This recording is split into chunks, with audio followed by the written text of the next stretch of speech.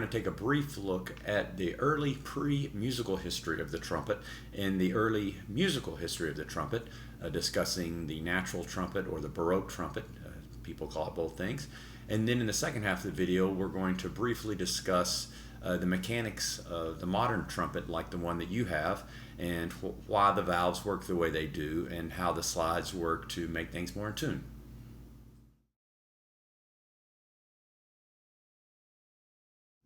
Thousands of years ago, the trumpet wasn't seen as a musical instrument at all. It wasn't used as a musical instrument. It was used more as a tool of communication. And it was used this way because it was very loud, and you could play little fanfares that sounded differently, that communicate different ideas to people. Like an army or a town full of people. If a bad storm was coming, there might be a certain type of fanfare that you would play for that. If you wanted the army all to charge at the same time, you couldn't just yell it because the army might be huge. So then you would play something like this to charge.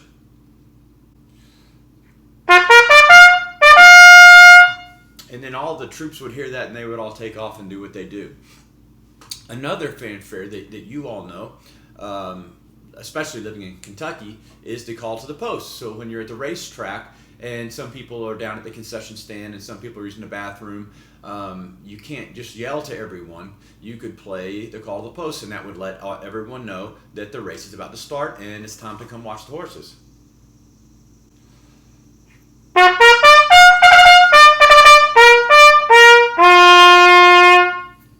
And there were a whole lot of these fanfares. They all sounded a little bit different. Taps is another one that you've probably heard. And these were all played to communicate over a big area to a lot of people. These weren't really seen as musical songs as much as they were just basic communication.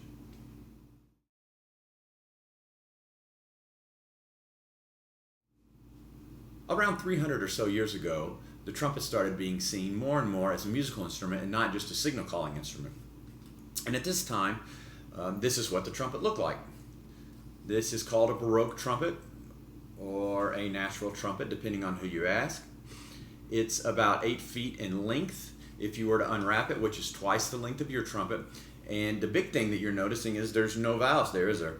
And because of the length of the instrument and the fact that it's missing the valves, it's more limited in what it can do. It basically, unless you change the slides, only plays in one key at a time.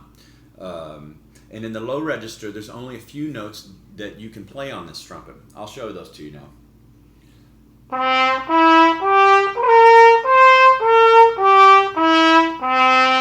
So that's pretty limiting. That doesn't give you a whole lot of options for melody, obviously, unless you play higher. And then you can play a lot more notes. So you can actually play melodies on this instrument. They just need to be more in the upper register.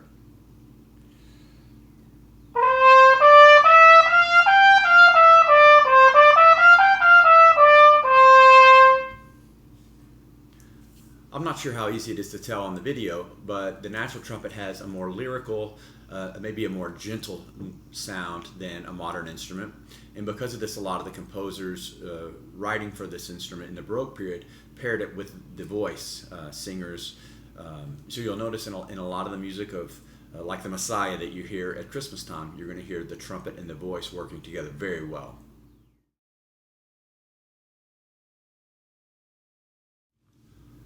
Around 200 years ago, a lot of instrument manufacturers were experimenting with how to add on valves to a natural trumpet.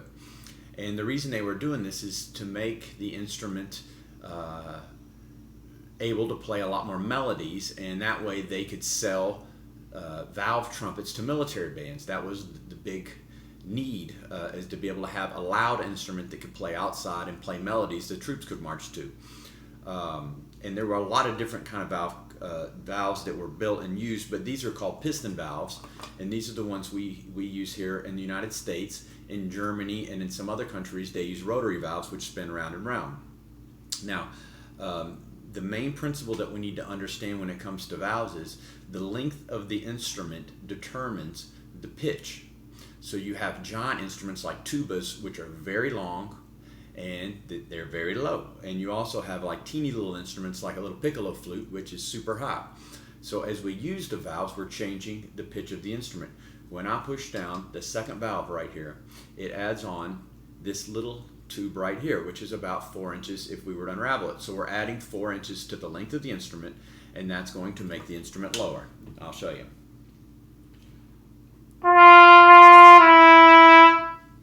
Now, when we add the first valve, it's adding on this tube right here, which is longer than the second.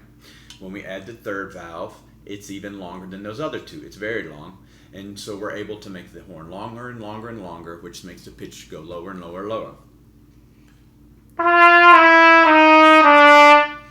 Now, when we use the valves in combination with each other, it makes playing any note possible for us in the low or high register, like this. It's called a chromatic scale.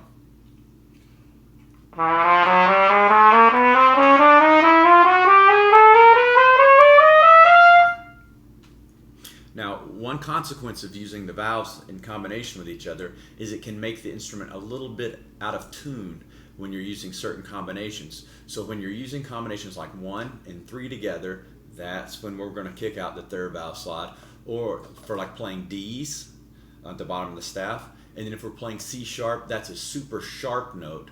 So we're going to kick out the third valve slide and maybe the first slide a little bit too to make the instrument longer, because it's sharp, and then that will bring the pitch down to make it in tune. So I hope that helps you understand the way valve combinations work, and also the importance of holding the instrument the right way so that way we're able to play that thing in tune later on down the road.